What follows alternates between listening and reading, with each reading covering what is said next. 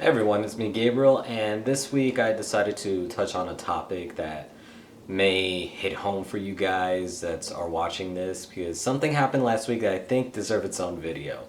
So, last week I was getting added by many different people on my personal Facebook.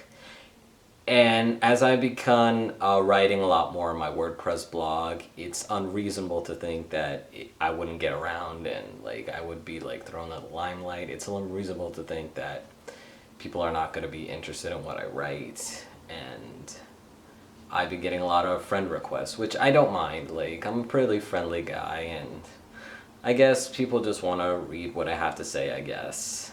Whatever the case may be. So I tend to just add people that, well, accept people, I don't add anybody, accept people that already have mutual friends. And this person in question had a mutual friend with me, so I just added him. And he right away sends me like a Facebook message saying, hey, how are you? And basically asking me questions as if it were some kind of interview. Which, again, I don't mind, don't get it twisted, because I do get a couple of trans guys who are pre-T or even further along than I am who ask me questions like, when did I get my surgery? Who did I get my surgery from? Because a lot of people tend to think I'm post-op, and I'm like, no, I haven't had surgery yet. So they tend to ask me questions like, how did my family take it? When did I start T? What were the first changes I noticed? Those kind of questions.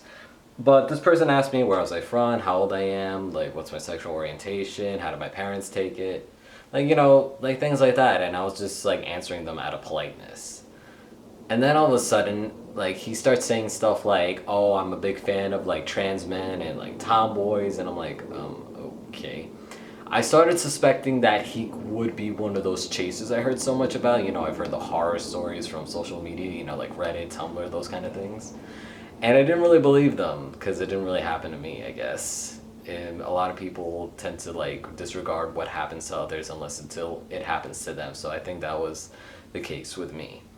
So I started to suspect something, and it was completely confirmed when he started asking me out, like after a few questions. Like he just met me not even an hour ago, and he just asked me out. It's like, I'm really interested in dating a trans man.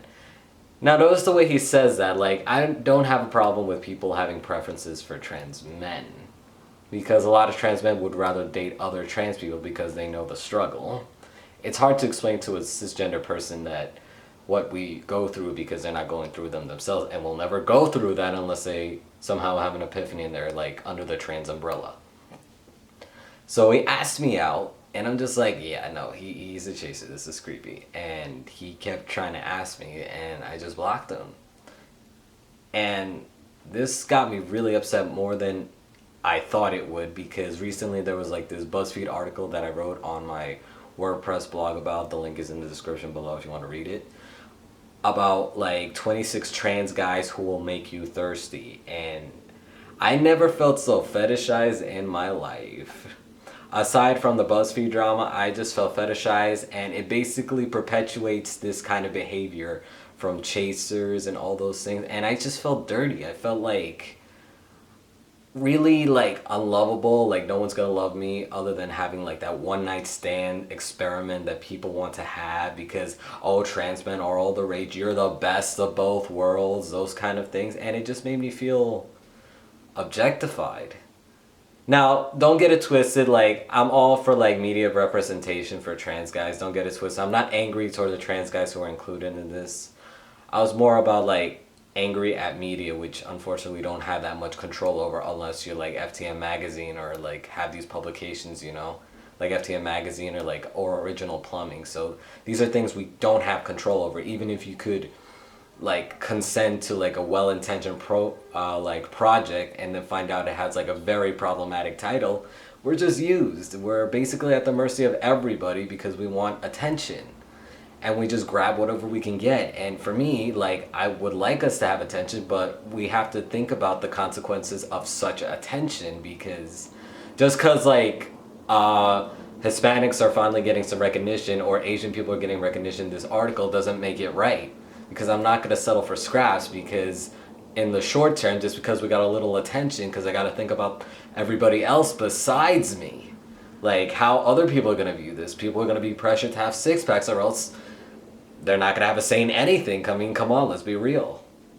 I see like the same list of trans guys over and over and over. And it's not their fault. Like, people just want to know like more about their physical aspects of their body than rather than their accomplishments. And the Men's Health magazine contest was like no different. That's literally all people want to do. So yeah, this is basically what I wanted to talk about, how that kind of tied in with the BuzzFeed article, because that made me feel a lot more disgusting with myself than normal, and I'm probably not alone in this. So I just had to get these feelings out, and I'm so glad I have a YouTube channel to do this with, because I don't know how I would have coped back when I was like preteen and I had like nobody around for me. So anyways, I think that's it I wanted to say today. I hope you guys are doing well. Hope you guys have an awesome Valentine's Day. Just know that you are loved, you are valid, and that you are enough. You don't have to change for anybody. And if you're single, just please know that I love you as well as any other trans guy in the community would, or trans sisters even. I love you. You are loved. Please don't kill yourself. It's not a crime to like want to be single and all those good things. So I will see you guys next week, okay? Peace.